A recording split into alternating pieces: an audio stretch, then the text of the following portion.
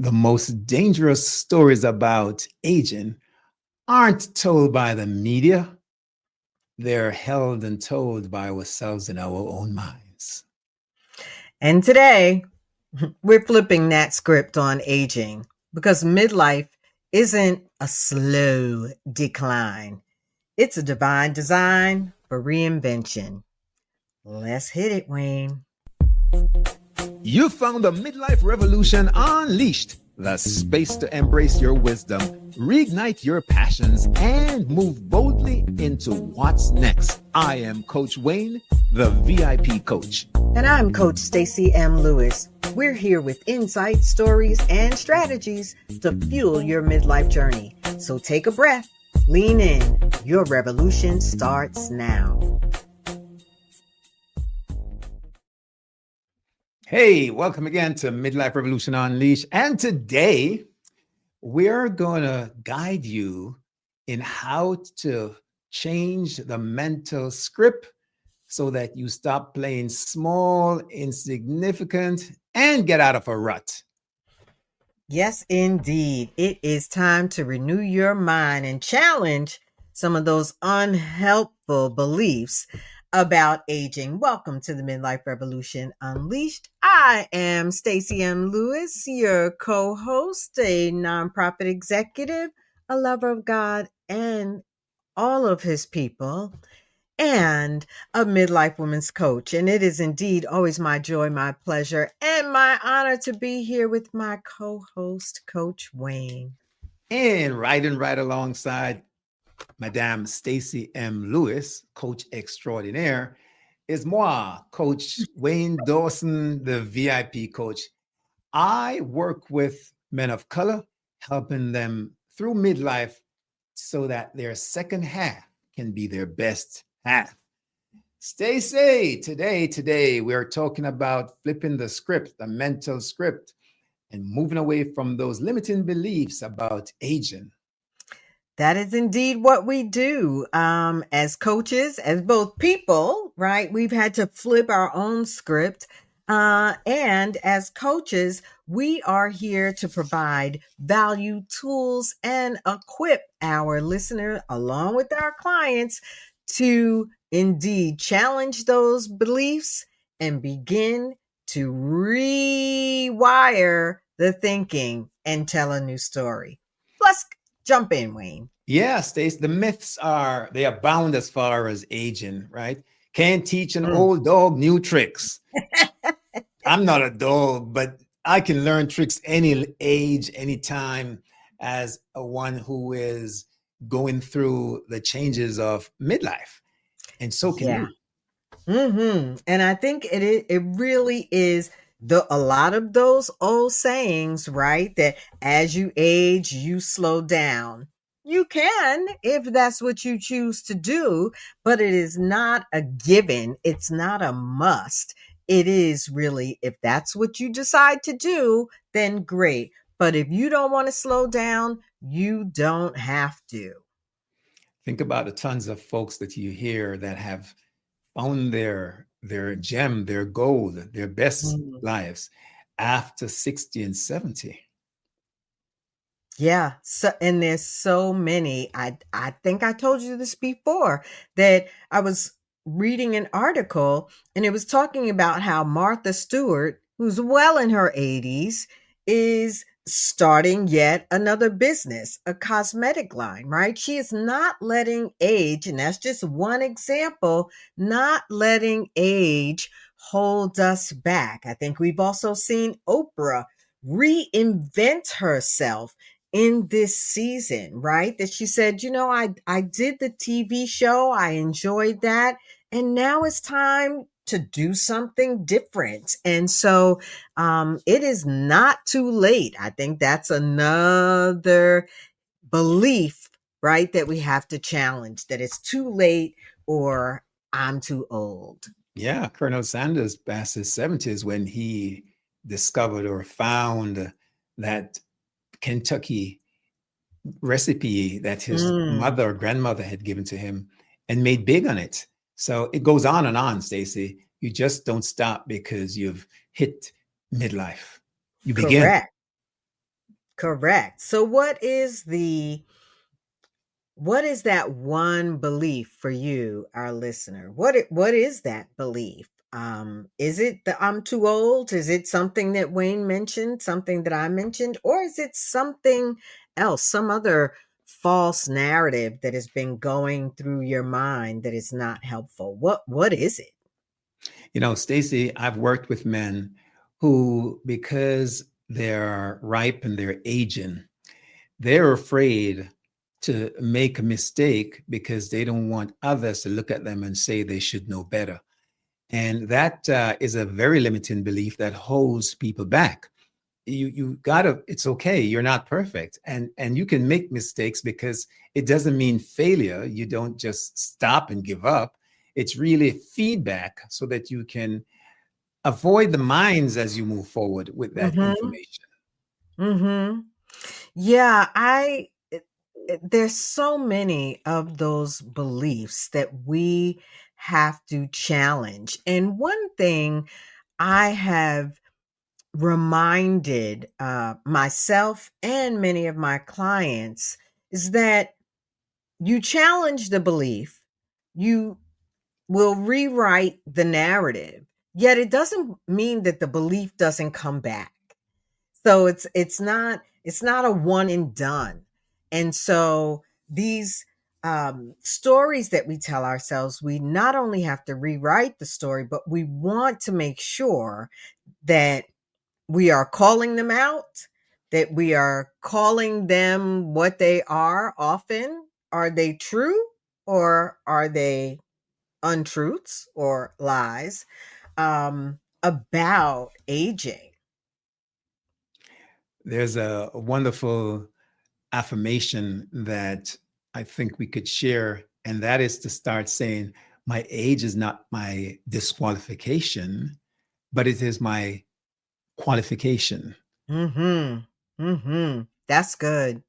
That's good, because that can really begin to shift the kind of the foundation of the mindset, right? So that if everything is contingent on the age, that we're really saying it's the age that's not the limitation or the disqualification. It is the age, that saging, as you always say, Wayne, that makes you qualified. Yeah. It's so important that we also trace the origin of the belief we have, because if Mhm. the belief, for many of us, our belief started when we were young, pretty young, by the Mhm. folks around us. And so we develop these beliefs, and oftentimes they don't serve us anymore. In fact, they never did. But you don't challenge things when you're a kid. And Mhm. as you grow older, you sometimes are stuck with these ancient beliefs that no longer serve you. So I would say, go back and explore where you have some of these limiting beliefs. Where did they start? And just reframe them, rephrase Yes. them as well. Yes, you're absolutely right. And as I was listening to you, I was thinking about, the process that I'm often taking women through. And so it is identifying the limiting belief or the lie. Um, Not only who taught you that, but also how does that show up in your day to day life? Often we're carrying these unhelpful limiting beliefs, and we're not paying attention to how they actually show up, how we project them, how we're experiencing them on a daily basis. So I believe that it's important for us to identify what the belief is, to acknowledge, to your point, where it's come from, and to also really understand or observe how it's showing up in our lives. And we can test the evidence for ourselves.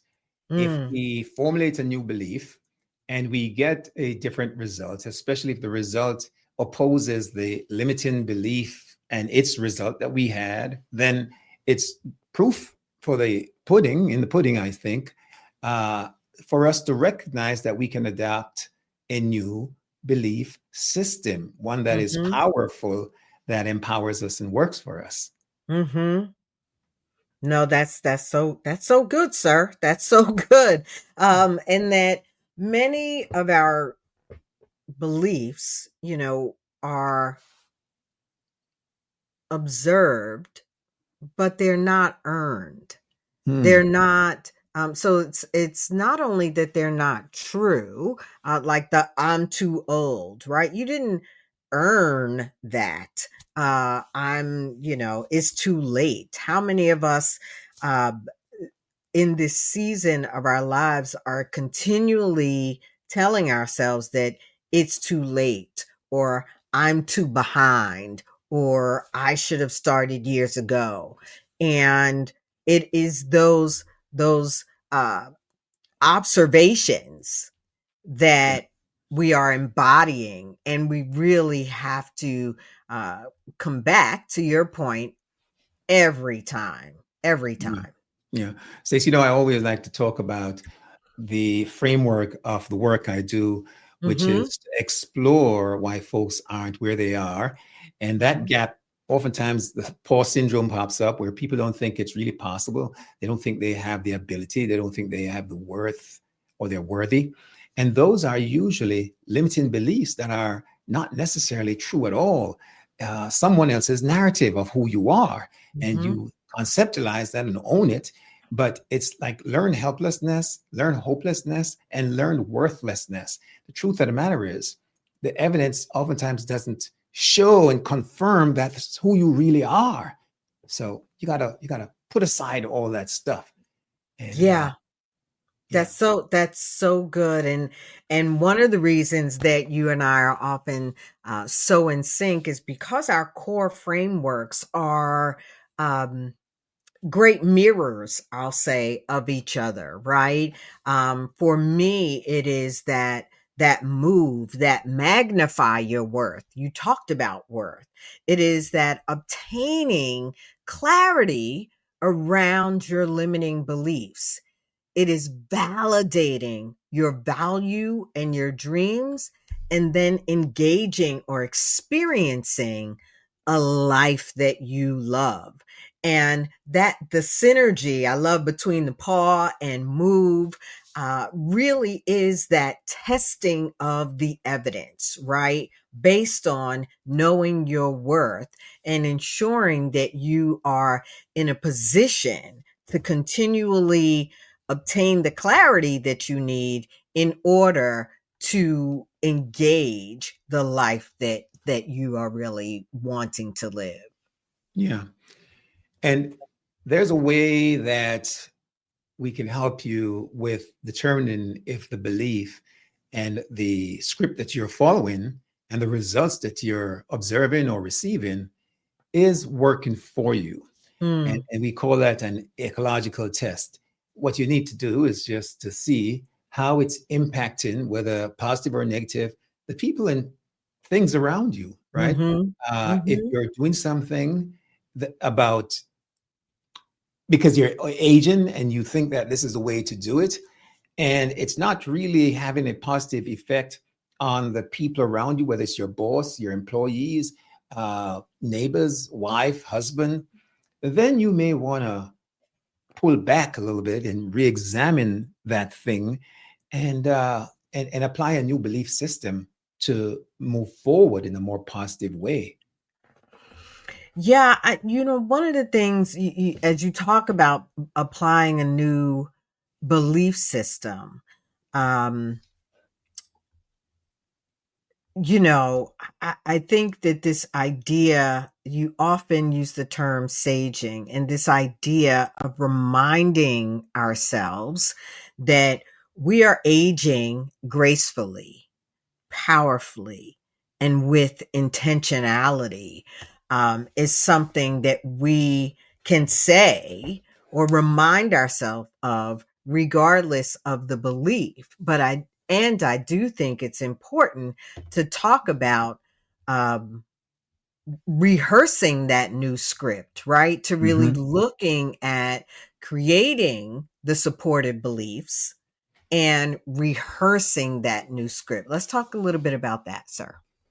Yeah, like anything else, if you want to create a new order of business, you reinforce it by rehearsal, by practice. You know, if you're, they say 10,000 hours of doing the same thing makes you an expert, right?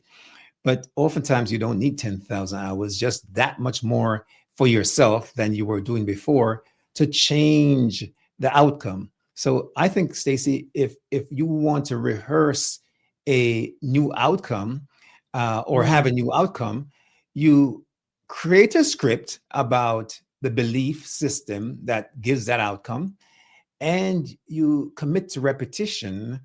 Eventually, it hones in.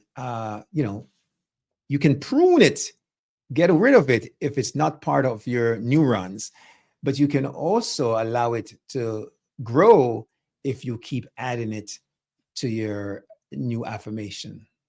I love it. And you and I often talk about, you talk about affirmations, and I find, for me, tying my faith, and many of the women I coach find that tying in of faith with the new narrative uh creates really a powerful foundation for rehearsing that new script, for creating a new script, and for rehearsing a new script.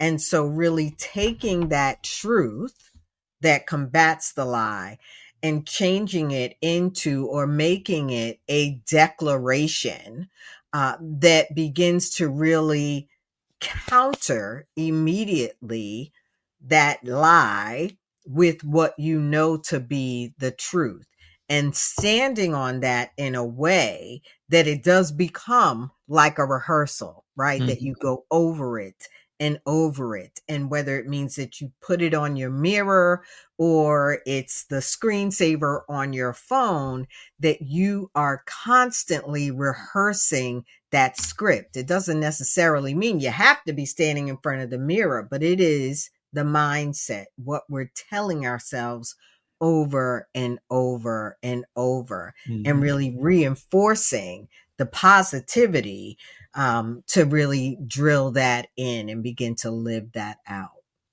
I love that, Stacy. You're talking about creating new habits, and Mm, uh, a very simplistic way that we create habits from a psychological point of view is beliefs impact our values, values impact our thoughts and our talk, speech, and those impact our actions or activities done repeatedly. To your point, Stacy, we have habits.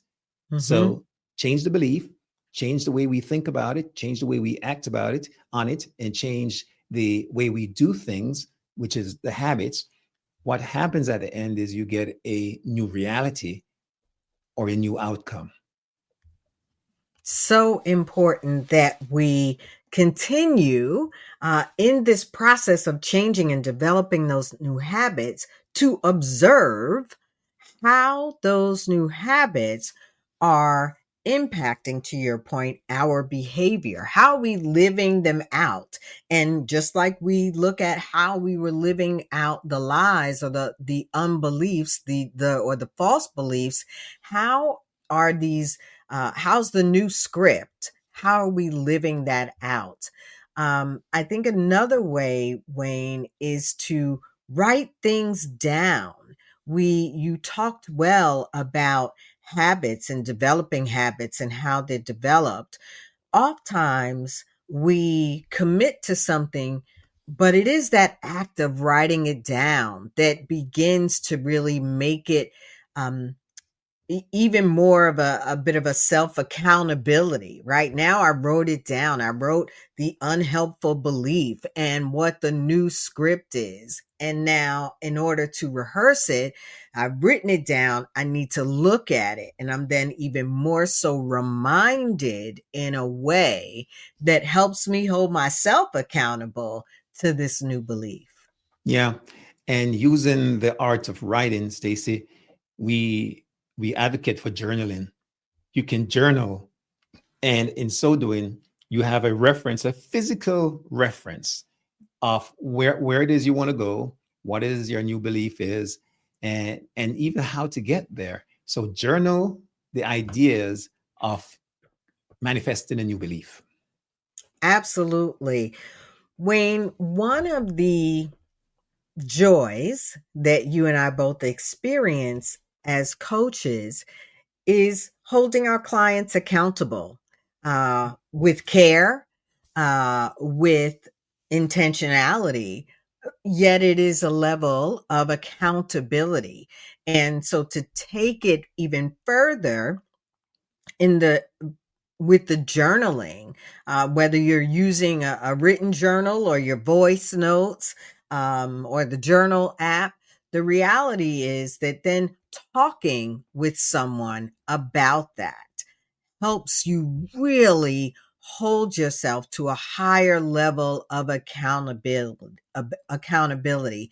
And that's what a coach does. It's not only asking you the right questions and challenging and helping you challenge some of those false narratives, but also then working with you as a power partner to say, now that we've identified the narrative, the false narrative, what is the script? What is the affirmation? What is the declaration that we can begin to put in place? And now that we put that in place, how can we ensure that you are on a more habitual level embracing this new belief and rehearsing this new script? Well said, Stacy. And that is the purpose, I think, of the impact that a coach has versus just doing it with a friend. Coach is trained, and we see the blind Mm-hmm. spots. And so, oftentimes, Stacy, when I'm working with clients, we get to a place where we do an assessment, and they recognize the what the gap is. They want to be here, but they're right there, and there's a gap. And so they see the what. The trouble or the challenge is people know the what's, they just don't have the hows. And so when you have an accountability Mm-hmm. partner, especially say a coach whose job it is and training to help you fill that gap, they can hold you accountable, right? Into the how, and following you and tracking you and having you as it were respond to them, that sense of responsibility, then hide behind the rocks and get away because you have nobody to be accountable to when you keep it to yourself. Yeah, I couldn't agree with you more. And I would add to that that the coach will also bring that layer of grace. So often we forget that, yes, we are going to backslide. That's what they would say, in the church world. There are times that we take a few steps forward and we might take a step back. And in those moments, it is your coach that is going to remind you to show yourself grace. Yes, accountability and grace. Accountability and grace. That is the forward momentum because life be lifing. That's what they say out Life there be in life. those streets, Wayne. Life be lifing. And so we don't want to project at all that once you identify the new story and you begin to embrace it, that you might not take a little step back or a step to the left. The reality is that this is life, yet your coach is going to say, yes, okay, so at least now we're being accountable and let's show ourselves some grace. Let's move through this in a way that allows us to identify what we can change or tweak in a way to really continue to rehearse this new script. So thank you, Stacy. So I want us to transition, if you don't mind, into some takeaways from Okay. today's show. And the first one I want to kick off is take a look at the beliefs that you have in your life and start reframing beliefs in a way that's positive with truth Mm-hmm. and repetition. So Mm. not only Mm-hmm. list them with the truth, the evidence, but also start repeating them. You can do this through voicing it and playing it over and over, or writing it and reading it over and over again. I love it. I would add that negative beliefs are like a borrowed script, right? It's like me borrowing a story from someone that doesn't necessarily know me and making it my story. Those negative beliefs are borrowed scripts. And Stacy, in our community, a lot of the stuff that we believe, the Mm. hype, is not ours. They're all borrowed. Right? Stacy, know where I'm going with that. Yeah. Yes, I totally agree. They are narratives that have been contrived, I'll say often, right? That have been woven in a way that we would borrow them and allow them to hold us back. You're absolutely right. Yeah. No more of that. No. And we're also strongly urging and suggesting that you balance your beliefs, right? Balance your beliefs. And that will help you to renew your sense of purpose, your Mhm. why, by balancing those beliefs that you have. Yeah. I would add that reminder of one of my favorite Midlife Revolution Unleashed episodes of all times is that you are still becoming. Your growth does not stop just because you hit 50 or 60 or 70 or even 80. You are still becoming. As long as you are here, alive, and moving forward, there's still things to learn. There's still ways to grow. And I'm sure that there are still negative beliefs, limiting beliefs to combat and rewrite. Yep. Yep. And let's give some assigned task, homework, as it were. Number one, we're challenging you over the next few days or this weekend to identify one role model that defies Mm. the typical stereotype that may not be real or true. Find a role model that defies the negative stereotype or belief that you have or folks have, and that becomes your role model, somebody to observe. Love it. Um, I will add, take a few minutes to write or to use your voice notes, your journal app, whatever it is that works for you, to write 2 to 3 of those beliefs that you're constantly hearing in your mind that you know are not serving you. And as you write them out one by one, begin to rewrite an alternative based in truth that you can then tweak, massage the language to become your power statement, Mm. your alternative, your truth statement, your declaration, your affirmation. So take those 2 to 3 beliefs, rewrite them, and then turn them into those affirmations or power statements. Love it. And here's a tip for you for affirmations: write them or record them in the positive. Mm-hmm. Don't say what you don't want. Mm-hmm. Say it because you get more of it. Say what you Nice. do want, and write them in the present tense, in the here and now. Yeah. I encourage our listener to share one new truth about aging with us. Wayne and I would love to hear from you in the comments, in the subscription section. Share that new truth. Share it with someone in your life that you want to help you be reminded of that truth. And let us know your thoughts. We want to know your thoughts about these ideas, this episode, and how you're using this information to shift, to renew your mind and challenge those unhelpful beliefs about aging.